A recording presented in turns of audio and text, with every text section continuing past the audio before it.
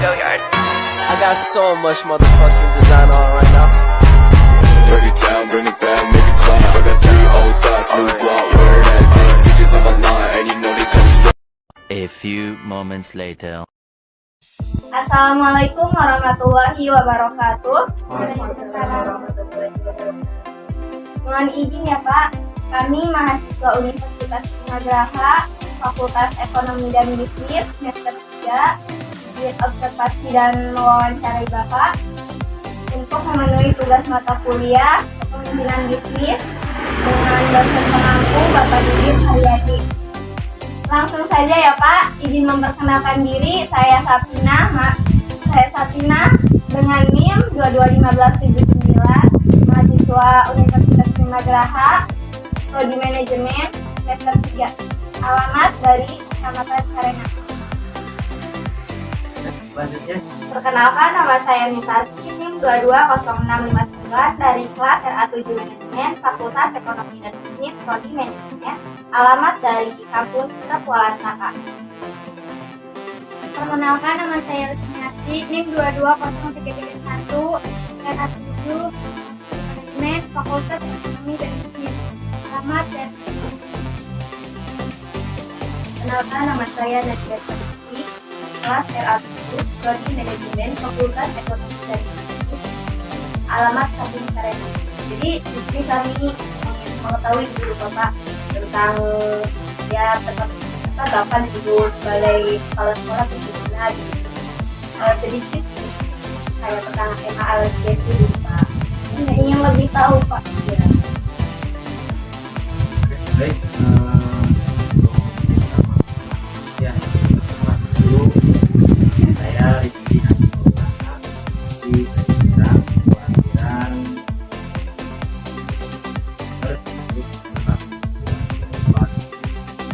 Kan Bapak ini sekarang kepala sekolah baru ya di sini. Bagaimana sih pengalaman Bapak jadi kepala sekolah itu? Gimana rasanya Pak? Untuk perubahan pola kerja di sekolah iya.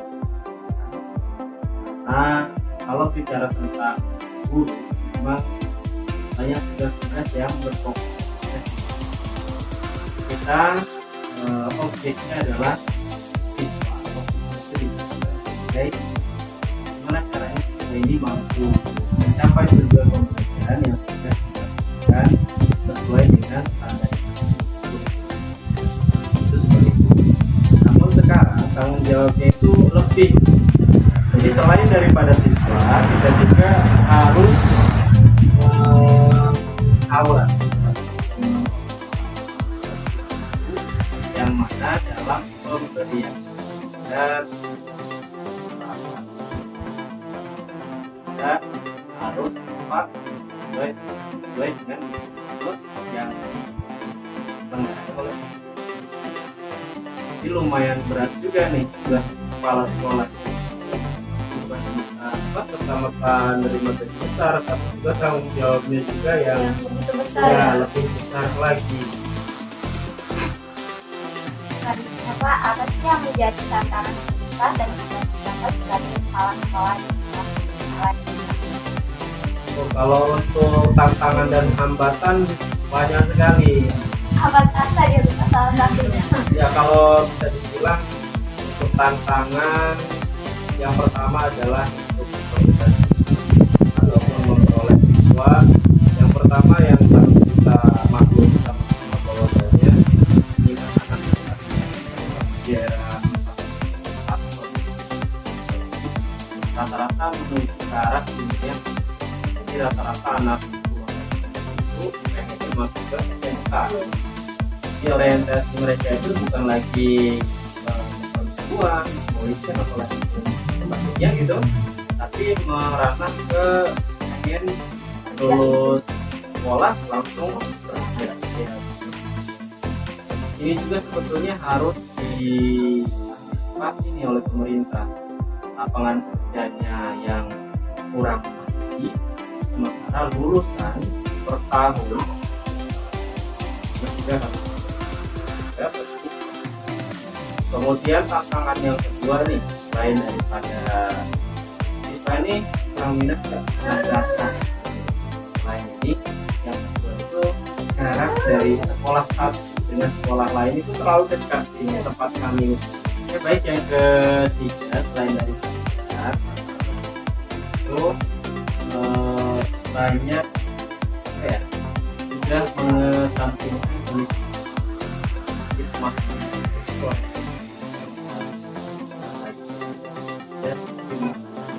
pengen di banyak yang ini yang memang bisa dikatakan kurang jadi dari pemerintahan di batasnya makin sulit untuk tidur pada jam-jam mereka harusnya kan gue maksimal tidur tapi itu ya kan siswa ini dan juga ini merupakan tantangan bagi kami pelaku dan pemerintah untuk minimalisir ya pergaulan yang di luar kita, baik dari kan bagi lembaga pendidikan dan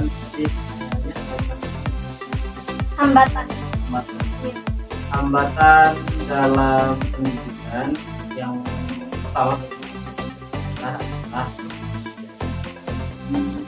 itu mungkin hampir semua madrasah sekolah swasta di biaya pembiayaan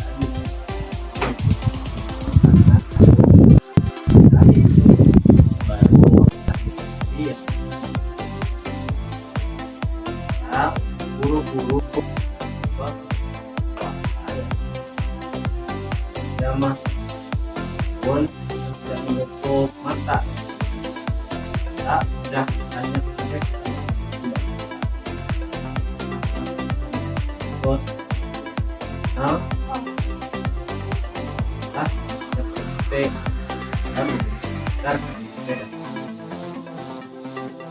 di hambatan-hambatan di lapangan itu justru lebih banyak daripada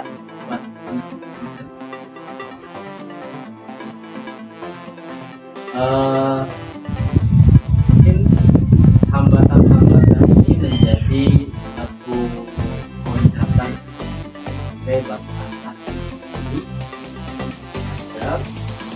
ada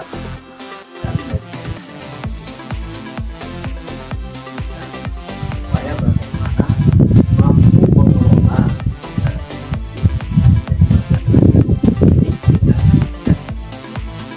ini gitu.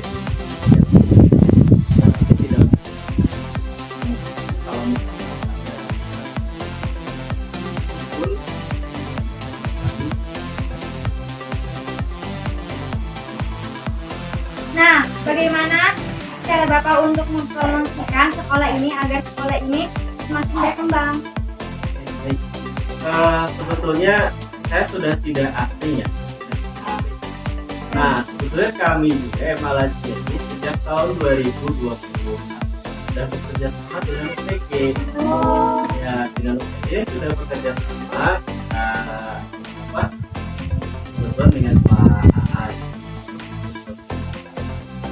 Kemudian UPG maksudnya mereka menerima kuota siswa sebanyak-banyaknya.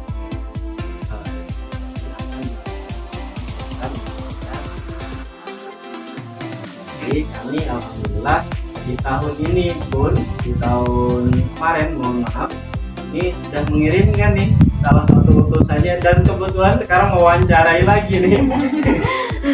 Ya ini lintar sih, alhamdulillah beliau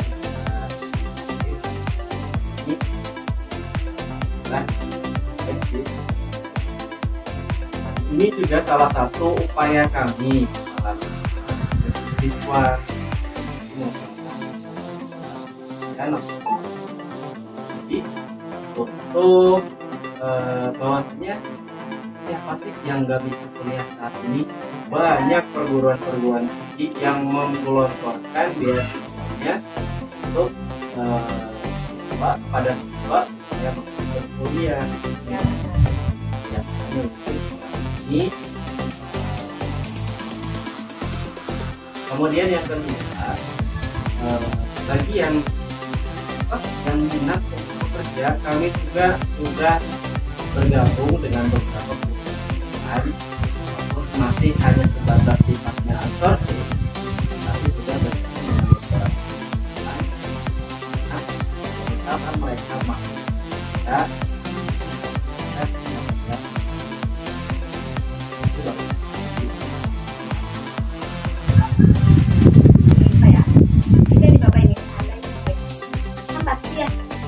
pasti ada konflik, ada masalah gitu Pak. Bahkan sebenarnya ada masalah dulu nih dari Bapak sama yang namanya masalah itu pasti terjadi di semua lini, nggak harus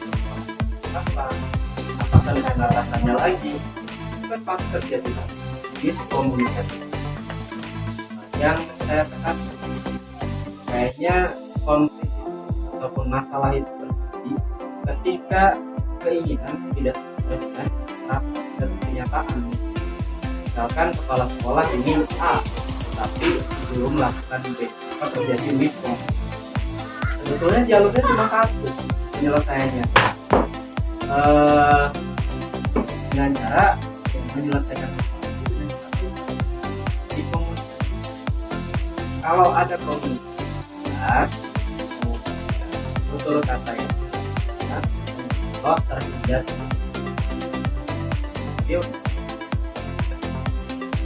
Alhamdulillah sampai saat ini beberapa bulan ini ya, jangan sampai ke depannya ada. Iya, jadi Bapak kan tadi yang konflik sama guru ya. Nih Pak, andainya ini ya baik-baiknya. Ini Dewan Guru ini ada konflik gitu Bu, dari Bu Anta. Pasti kan ada yang bilang katanya yang karena biarnya nilainya kecil gitu. Contohnya seandainya nih ada konflik di Dewan Guru sama siswa nih Pak. Gimana loh cara menyelesaikan masalahnya? Sebetulnya kalau bicara struktur sekolah, kalau terjadi sebuah kasus atau kita semua dengan apapun. Yang pertama adalah klarifikasi. Klarifikasi itu masalahnya sejauh mana, untuk masalahnya apa. Kalau misalkan tindakan ini kamu melibatkan hal kriminal misalkan, maka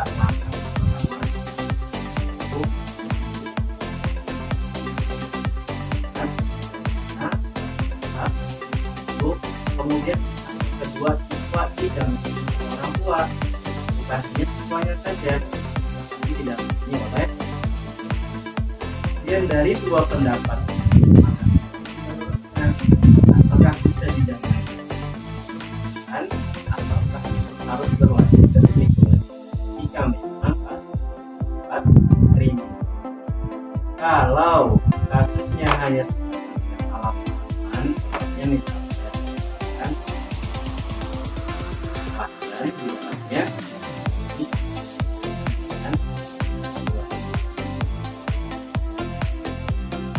Nah Pak, kalau boleh tahu apa saja sih tugas dan kewajibannya seorang kepala sekolah gitu? Baik. Kalau misalkan tugasnya tetap mengajar. Kepala sekolah dimanapun tugasnya adalah sebagai seorang dewan guru. Tapi di sini ada jabatan yang memang tidak semua orang harus memiliki itu ya. Artinya ditunjuk salah satu dari seluruh dewan guru. Tugas ataupun tanggung jawab daripada seorang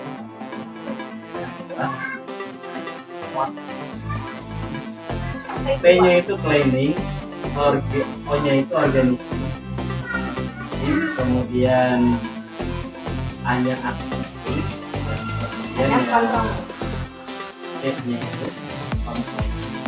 Yang pertama adalah mau perencanaan di awal tahun dan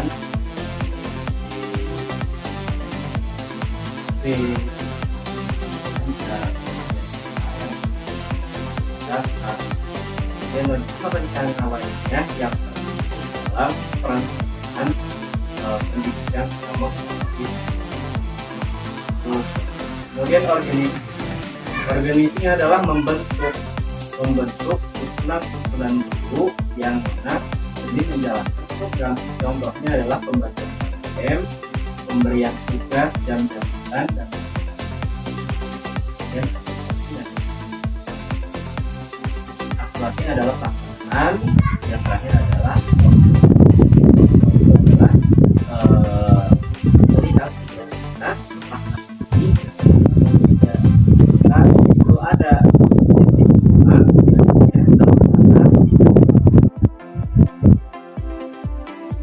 Ya Pak, selama Bapak menjabat menjadi kepala sekolah, upaya apa saja yang dilakukan untuk memperbaiki dan mengembangkan MA Al-Azkia supaya menjadi lebih baik lagi ke depan? Oke, baik. Sebetulnya pertanyaan tadi sudah ditanyakan.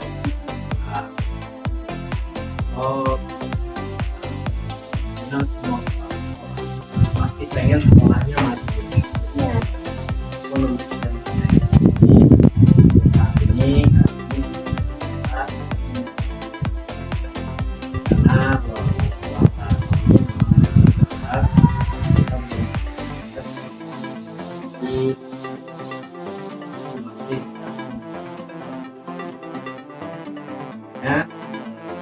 Allah akan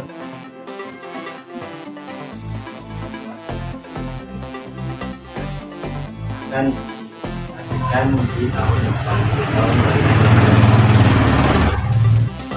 Adapun untuk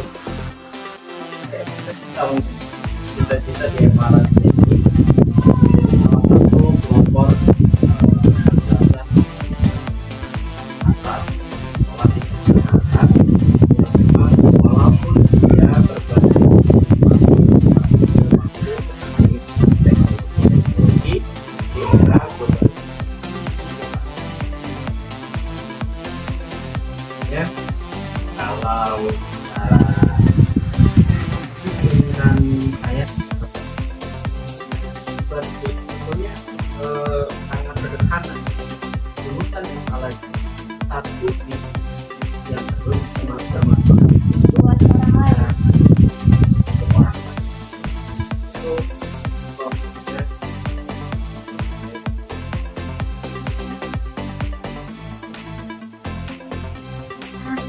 Kita lanjut, sebelum menjadi kepala sekolah di MA Al-Azkia, Bapak pernah mengajar di mana saja? Oke, baik. Sebelum saya jadi kepala sekolah, sebenarnya kita mengajar itu sudah terparuh dari mulai masih sekolah pun kita termasuk selain daripada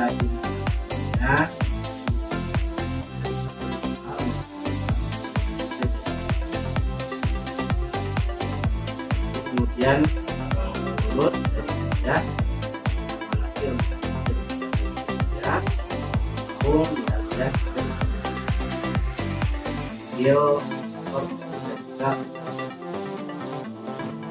kemudian di tahun 2016 ditetapkan di Yayasan dan alhamdulillah sudah dapat terus. Kemudian di tahun 2019 barulah bisa meninggalkan itu. Setelah tahun 2019 ya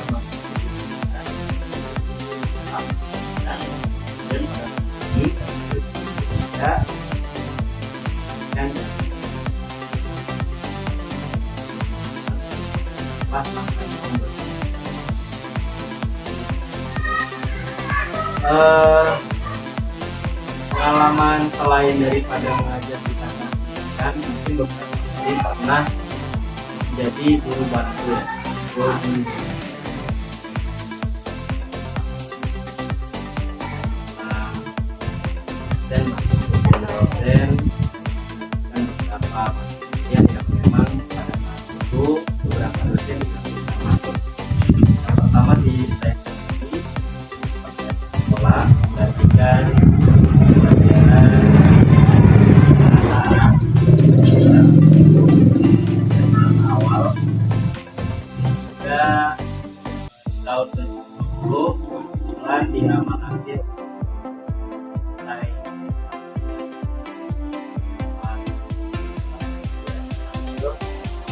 untuk pegang waktu pelajaran di 2 semester, karena ada satu kuartal jarak itu nya tahun ini memutuskan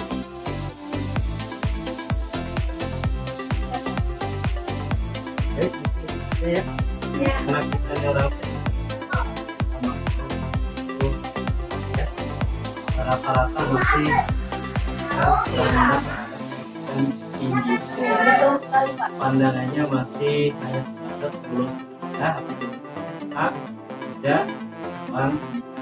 Iya, betul sekali. Gitu. Jadi Pak Guru berikan apresiasi ini karena mampu menempuh pendidikan di tingkat yang lanjut sebelum menyesuaikan dan menyesuaikan. Karena memang tidak dipungkiri tuntutan dari keluarga, tuntutan dari lain, begitu mungkin sudah ada yang dilamar lah, sudah ada yang ditawarin pekerjaan lah, tapi lebih memilih untuk fokus ke pendidikan. Ini yang perlu kita terus pertahankan belajarnya. Ada banyak tugas, tapi itu merupakan dan jadi kita diam sampai mundur di akhir sama belum cita-cita yang tambahkan mau jadi guru dan yang mau jadi orang sukses dan sebagainya, terus kejar itu karena kami yakin kalian mampu. Mungkin cukup itu saja Pak untuk wawancara di hari ini. Terima kasih Pak atas sudah meluangkan waktunya untuk kita. Mohon maaf bila ada salah kata dan perbuatan. Marilah kita akhiri dengan mengucapkan alhamdulillah. Cukup sekian. Assalamualaikum warahmatullahi wabarakatuh. Waalaikumsalam warahmatullahi wabarakatuh. Terima kasih Pak. Bring it down, make it clap.